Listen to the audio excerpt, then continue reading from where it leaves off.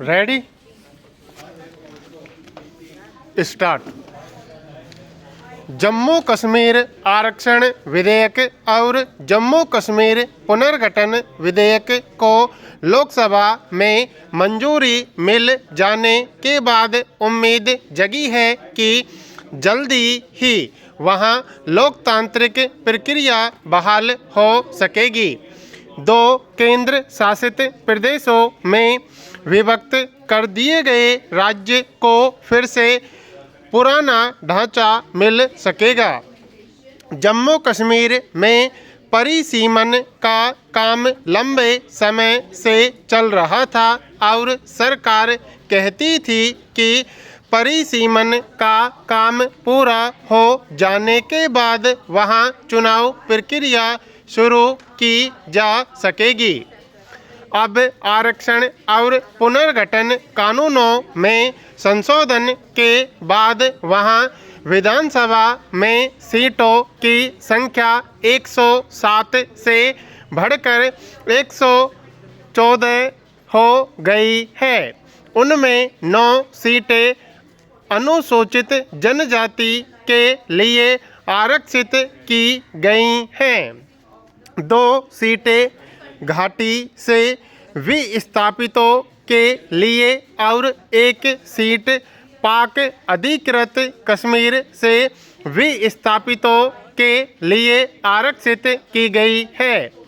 लोकसभा में इन विधेयकों पर चर्चा के वक्त गृह मंत्री ने कहा कि इससे विस्थापितों को अपने हक की आवाज़ बुलंद करने में मदद मिलेगी।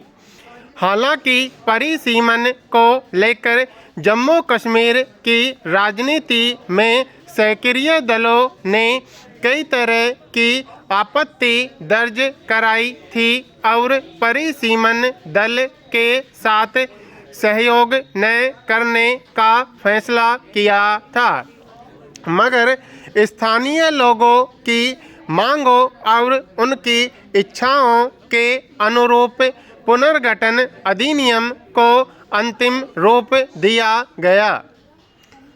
जम्मू कश्मीर विधानसभा में विस्थापितों के लिए सीटें आरक्षित करने का श्रेय सरकार बढ़ चढ़कर ले रही है। निश्चित रूप से इसे बड़ा फैसला कहा जा सकता है, क्योंकि किसी भी वर्ग को जब राजनीतिक मंच और कानून बनाने का अधिकार मिलता है तो उसे अपने हक में फैसले कराने में आसानी हो जाती है। अभी तक कश्मीर से पलायन कर दूसरे इलाकों में बसे लोगों की शिकायत थी कि उन्हें व्यवस्था की मुख्यधारा से अलग थलग छोड़ दिया गया है। अब निश्चित ही उन्हें इस आरक्षण से सत्ता में पहुंचने का अवसर मिलेगा। विस्थापित कश्मीरी पंडितों का पुनर्वास केंद्र सरकार की महत्वाकांक्षाओं योजना है। इसके लिए पहले ही वह उन्हें नौकरियों में जगह देने का प्रावधान कर चुकी है। इसके तहत अनेक विस्थापित कश्मीरी पंडित राज्य सरकार की नौकरियों में गए और फिर अपने घरों में बसे।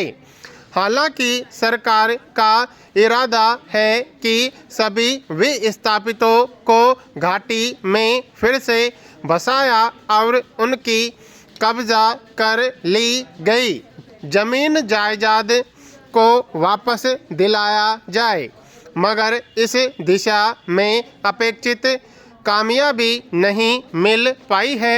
अब भी विस्थापित कश्मीरी पंडित घाटी में खुद को सुरक्षित महसूस नहीं करते। विधानसभा में सीटों का आरक्षण होने के बाद भी यह चुनौती रहेगी कि किस तरह विस्थापितों को सुरक्षा प्रदान की जाए।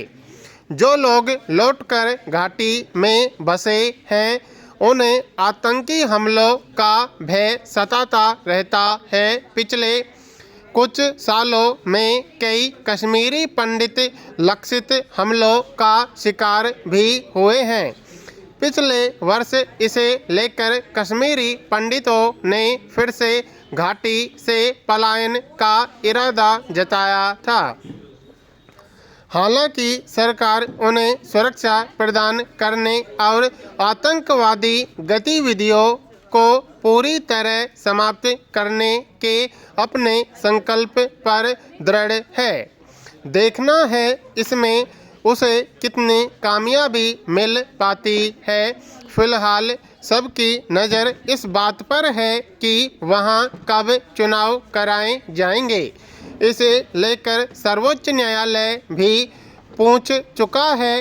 इसी तरह वह केंद्र शासित राज्यों को जोड़कर फिर से राज्य का दर्जा प्रदान करने को लेकर सवाल कर चुका है। हालांकि सरकार ने इस बारे में अभी तक कोई संकेत नहीं दिया है।